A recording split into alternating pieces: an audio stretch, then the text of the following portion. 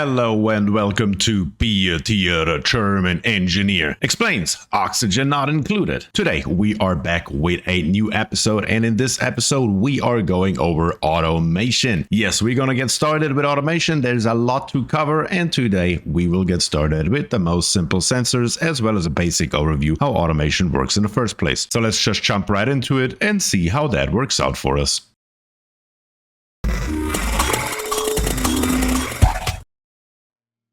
And here we are. So let's take a look how automation wires work in the first place. So let's turn our overlay back on and let's jump right into the automation overlay. A wire that is built is automatically always red. That is important to keep in mind. So if you hook a wire up to a building without anything else, it will just give out a red signal. But then down here we have just a few switches on here just to see a few different combinations. So if I take any of these switches right here and I turn it on, the entire wire goes green. Even though we have two switches that are turned off and we are past the switch, the entire wire goes green. One green signal overrides every other red signal. That is so important to keep in mind. So it doesn't matter if I take this one or this one or this one here in the middle or even all three of them. At the end of the day, one of them is enough to go green. So in theory, I could literally go ahead and destroy the other two because they literally have no function. Only one is enough. That is important to keep in mind. And so let's move on to the next bit of automation.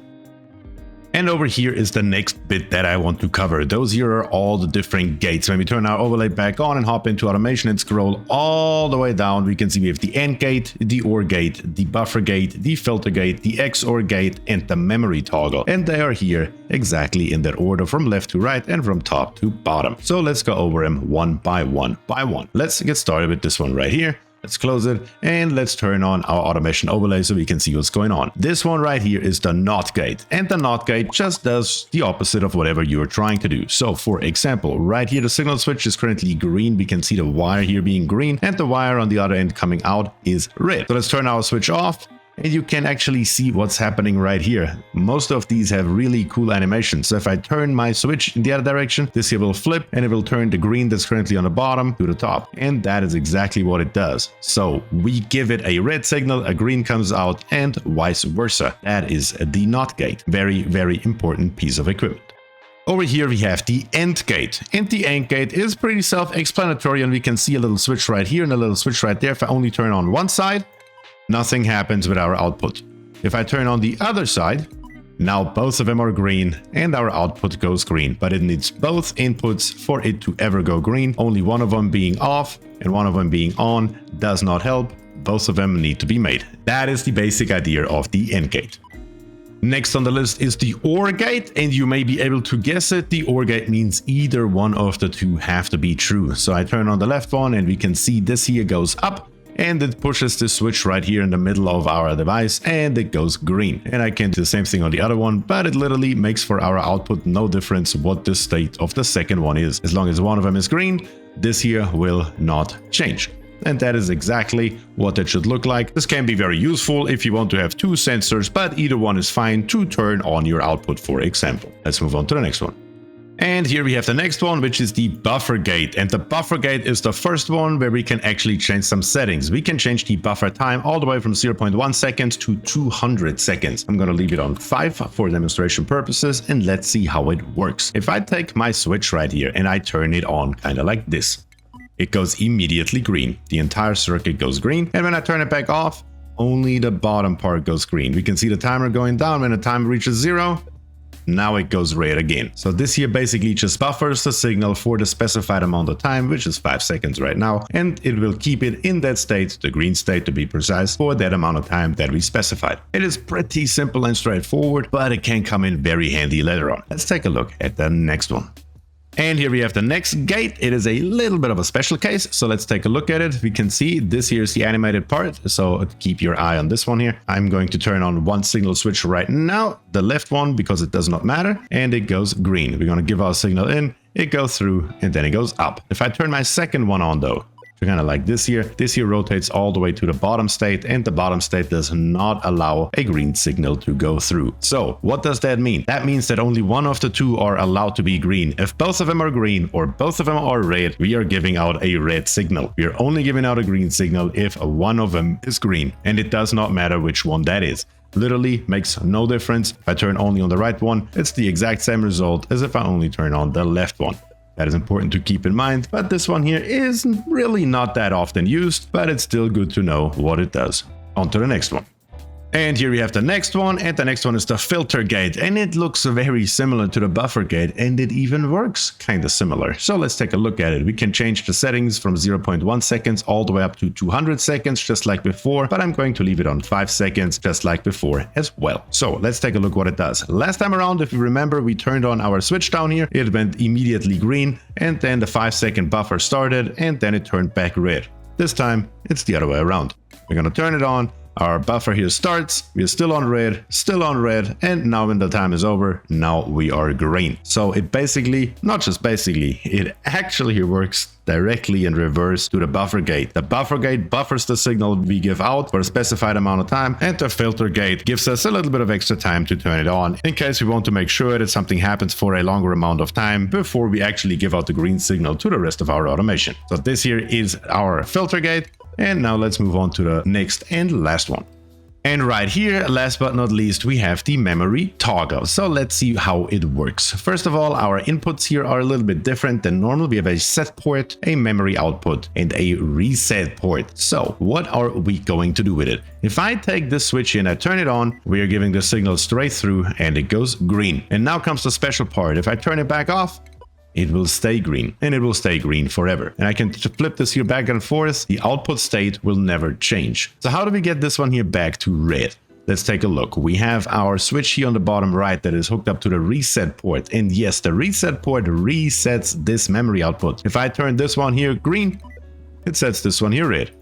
Basically just like that. Now I can go back and forth and nothing else will happen. This one here will always stay red. If this one here stays green though, and I try to give it another green signal, nothing will happen. This one here needs to be off for the entire system to work again. Now both are off and just my output is green. That may sound very confusing and you probably can't think of a hell of a lot of what you could use it for. But I will try the next episode or maybe the one after that, because I will try to go through a lot of automation in this series right here. I will try to find a few practical applications that make sense to you. So let's reset it and then move on to take a look at a few sensors.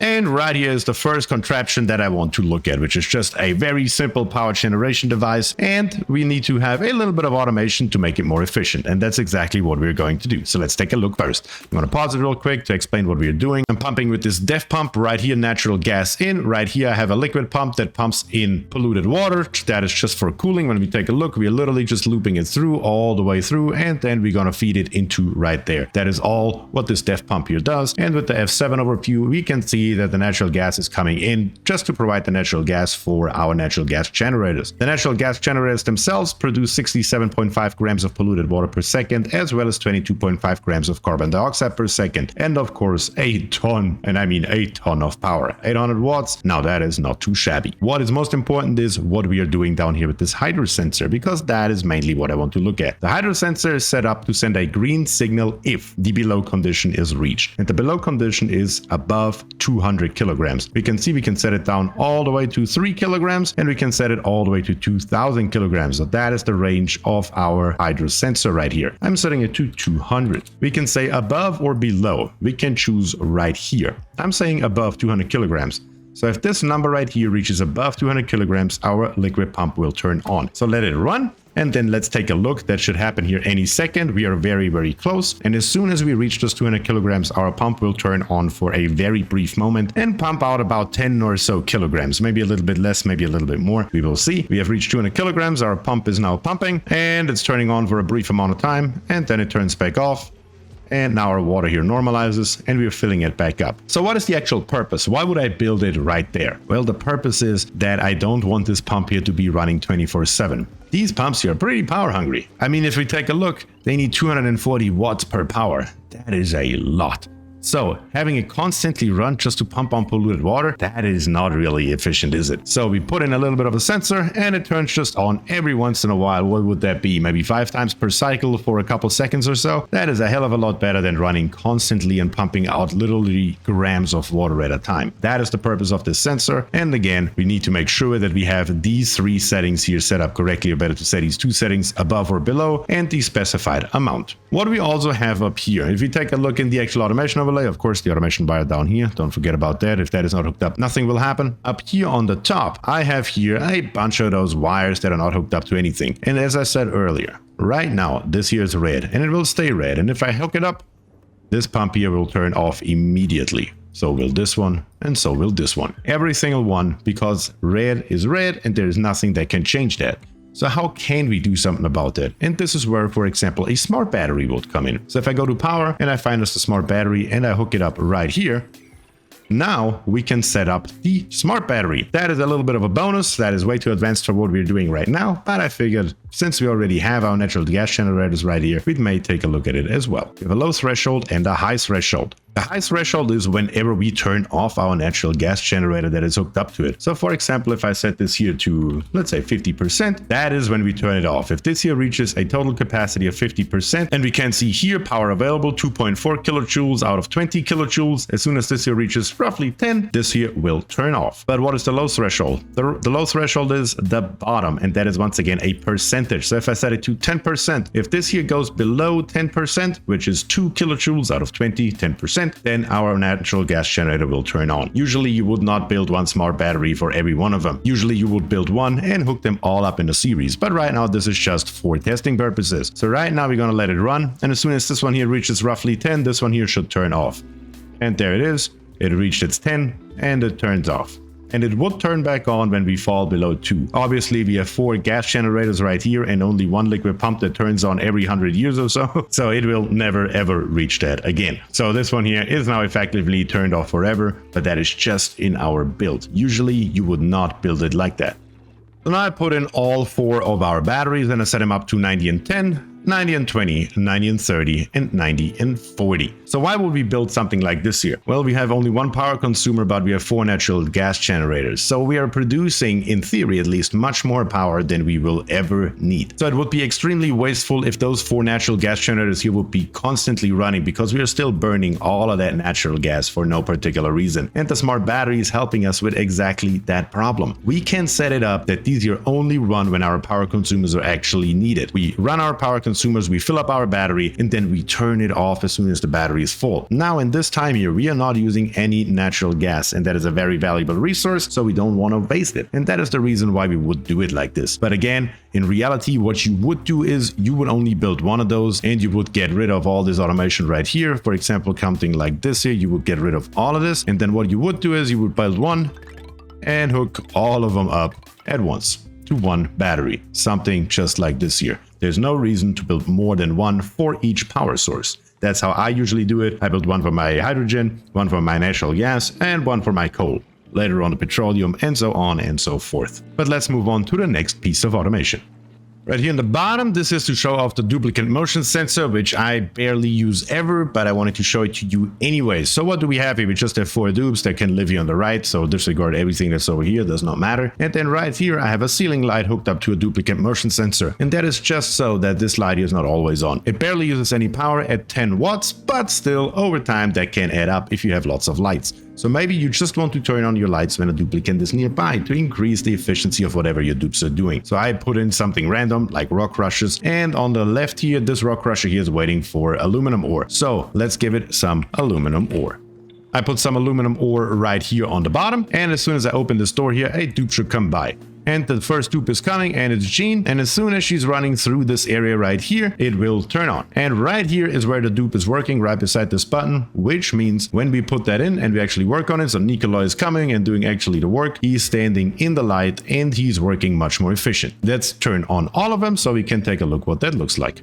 And now I gave each rock crusher their respective pieces of material, and our dupes are over here and smacking it out. And as soon as the first one is done, or better to say the first two, the light should turn off as soon as we have produced the material that we want. As soon as our dupes move out, our light will turn back off. Currently, of course, in this situation here, it's really not that useful, but in a real base, if you, let's say, have 50 lights, 50 times 10 also makes 500 watts, it adds up, and it can save you a lot of power over a certain amount of time. So that is why I built it this way. I just wanted to show it off so you know it exists in the game.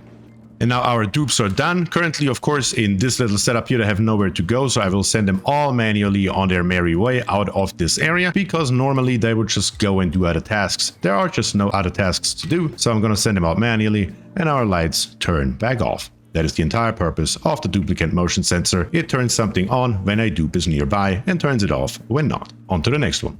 Right here we have a practical use of the ATMO sensor. The ATMO sensor right here has the exact same setup as our hydro sensor had earlier. We can say send green signal if above 200 grams. In this particular case, once again, we can go to 20,000 grams and all the way down to 30 grams. I'm gonna leave it at 200. So if we are above 200 grams and our sensor senses it, our gas pump here will turn on and we'll take all this stuff here and move it over here into this infinite storage that I just built for the purposes of showing it off. So why would we want to do this here? If I set this here to above 0, which would be the standard state, right? So if I set it to this here, our pump would always be on and it will pump out a vacuum. Even if this thing here goes dormant, our gas pump would eventually overheat. I built it out of steel and it's at 135 degrees. And even though it has overheat temperature of 275 degrees, it would probably die eventually. Probably. And it would just constantly use power for no good reason. So what we're going to do is to set it to something like 200 or 500 maybe, and we save a lot of energy, and we also save a lot of heat for our gas pump, and there is no way that it will ever break. So that is important. That's why we plop that in here,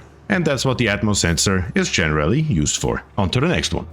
Right here I have a very simple setup for our cycle sensor, so let me turn the overlay on and let's take a look. We have the cycle sensor, and the cycle sensor here has a pretty interesting setup because the activation time and the active duration is set up in percent instead of in a time. So what does this mean? The activation time is the time of the cycle in which it activates. For example, right here, this sensor sends a green signal 10% through the day. You always have to keep in mind that 1 day in oxygen not included is 600 seconds long. So if I set it to 10%, after 60 seconds, after we start our day in the morning, we will send a green signal. And we will send it for the specified time, which is 10%, which is again 60 seconds, 1 minute. So we are 1 minute into the cycle. Out of 10, we are going to send a green signal for a duration of 1 minute. Why would we do it right here? The incubators here, they don't really serve any function if they are powered, other than the dupe is able to come by and hug the eggs. And that's what we're going to do right now. I'm going to grab us a dupe, and I'm going to plop the dupe right here. And the dupe is Turner. Turner doesn't have any skills right now, so we give Turner some skills. Right here, we're going to give him improved farming, critter wrenching, and critter wrenching 2. And now he can actually hug those eggs. So when we take a look, he still has a little bit of time. He has actually all the time in the world to properly hug this egg, and we're going to give him a little bit of extra time, so in a real game he could run here. That's why I usually do 10%. Now Turner has nothing to do and he can go something else. But we're going to set this here to a number 9 priority, and all of them should be. So as soon as the power comes on and it's huggable, Turner will do nothing else but go there. So this one here is about to turn off and the next one is about to turn on. So let's wait until that happens.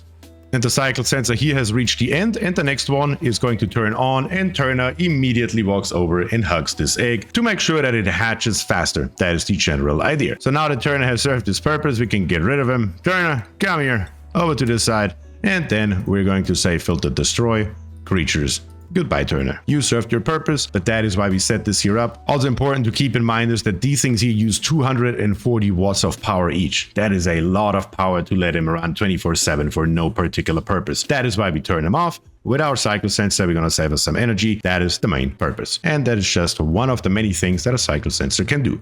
On to the next and last one.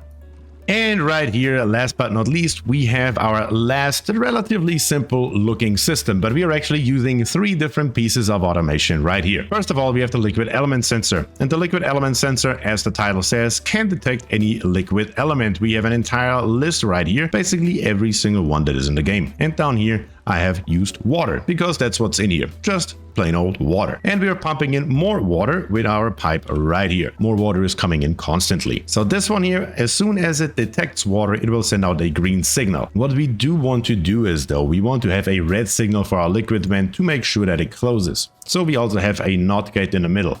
As soon as the bottom here goes green, the top goes red and it turns off and vice versa. And that is exactly what we want, and that should happen relatively soon here. Yes, we're almost full to the brim, so this here should turn off any second and we will see how it works. But meanwhile, we can talk about the THERMO sensor that I built here. And the THERMO sensor does, well, exactly what the name says. It detects temperature. And you've probably noticed that this one here just turned off, and it's about to turn back on, and we'll do that a few more times because the water has to go across the entire length. But the THERMO sensor, we can set it up to send a green signal if above or below and a certain temperature. Currently it's set to below -271 degrees, which is, yeah, basically impossible. So we're going to send it to something more reasonable. I want to make sure that this water in here, which is currently at 7.8 degrees roughly, over here we are at 15, over here we are at 5, so it's not exactly even. I want to make sure that it's at, let's say, 30 degrees. So if I say send green signal if below 30 degrees, our liquid tapidizer over here will turn on as long as this THERMO sensor here detects below 30 degrees. So we can make sure that our water reservoir has a specific temperature